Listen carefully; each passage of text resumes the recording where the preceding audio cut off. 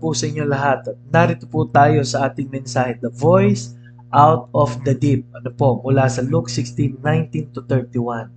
At ang ating pong talata ay pwede niyo pong basahin sa inyo rin pong mga tahanan. Ano po, chapter 19, Luke chapter 16, verse 19 to 31. Ano po? At ano po ang sabi po ng salita ng Diyos? Mayroong isang taong mayaman na nagsusuot ng kulay ube at pinong lino at nagpipista araw-araw sa maraming pagkain. Ano po, pag sinabi pong lino, ano po, hindi po basta nakapagsuot niyan ang mga ordinaryong tao. Ano po, at kulay ube, yung galing pa po ang coloring niyan doon sa mga shellfish na hindi basta-basta talaga no, bago magawa yung color po nito ay napaarami pong shellfish ang kailangan. Ano po? At ito ay purong-puro no, na dye nung time na yon. Pag yun nasuot mo, talagang ikaw ay isa sa mataas na kalalagayan sa lipunan. Ano po? Ito po ay status quo nung araw. At sa kanyang pintuan ay nakahandusay ang isang pulubi na ang pangalay Lazaro na puno ng mga sugat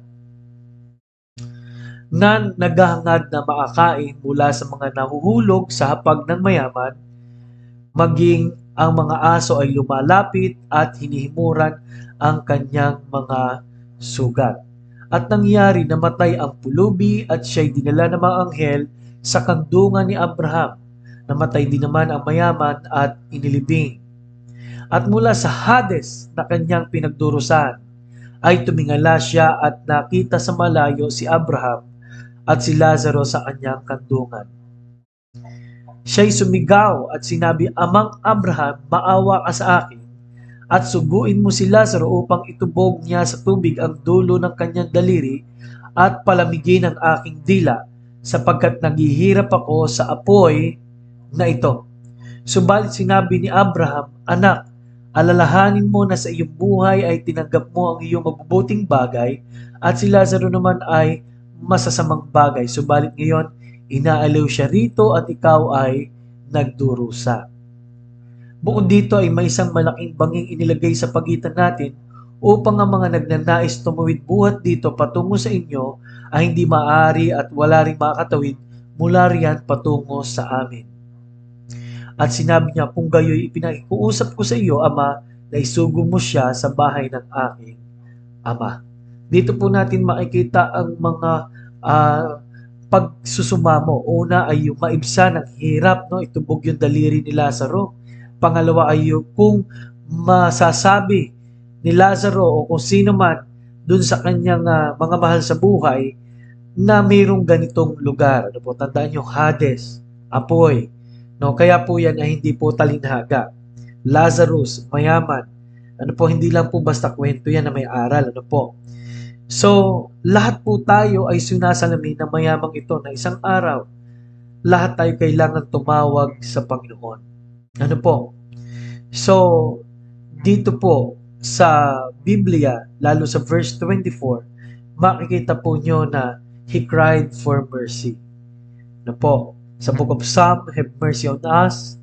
Yung sumusunod sa Panginoon na bulag, have mercy on me. Yung babae na kung saan ay matagal nang sinapian ng kanyang anak, have mercy on me. Yung maniningil ng buwis, be merciful to me, a sinner. Lahat po ito ay humingi ng awa sa Diyos. Ano po? So, mga kapatid, mga minamahal, kung tutuusin, talaga bang deserve natin ang kaawaan ng Diyos? Pangalawa po, talaga bang iniwan tayo ng Panginoon o tayo yung gumawa ng sarili nating mga landas? No? So, tatandaan niyo po, pinakita rito na ang Diyos ay hindi puro may respeto kahit mayaman siya, no? Hindi niya mababayaran, no? Pero tatandaan po natin, inaaliw si Lazaro, ibig sabihin po, meron pong pagkakaiba ang dalawa. No? Sa verse 24, tumawag siya ng tulong sa Panginoon. Ngayon pa lamang po, pwede na tayong tumawag sa Panginoon kasi sabi ng Biblia, kung sinong tatawag sa Panginoon ay maliligtas. Ano po? He pleaded for the salvation of others, no? So napaalaga po na tayo po ay katulad ng nanong to nitong mayamang to, no? Kung pwedeng iligtas yung kanyang mga mahal sa buhay. Kung pwede rin siyang maligtas nung una, no? Pero nung hindi pwede, talagang ang naisip niya na ay paano mapunta doon ang kanyang mga mahal sa buhay. Ngayon, ano po ang sagot ng Diyos sa mga pagsigaw at mga pag-iyak po nito? Ano po? Ang sagot po ng Diyos ay sa verse 24 and 26. Sabi doon, inaaliw na dito si Lazarus. Ibig sabihin, may chance ang bawat tao. No? Sabi nung ikay buhay pa, ganito ang buhay mo. May chance ang bawat tao. Sa verse 26, sabi niya, hindi pwede ang mula rito ang mangusap sa iyo mga kapatid. Ibig sabihin, late na ang pagkakataon. Ano po? At sa 29 to 31, ipinakita po roon na lahat ng tao po ay may oportunidad na mabuhay at magkaroon ng desisyon kung tatanggapin nila si Jesus at ang regalo ng buhay na walang hanggan. Kaya mga minamahal, nawa habang hindi pa huli ang lahat, ay nawa tumawag na tayo sa Panginoon. Sabihin natin siya, Lord, sorry. At Lord, tinatanggap ko ang regalo mo. Tayo po'y manalangin. Lord, nawa kayo pong patuloy po na mangusap at patuloy po naman yung ipakita po sa amin ang kahabagan mo.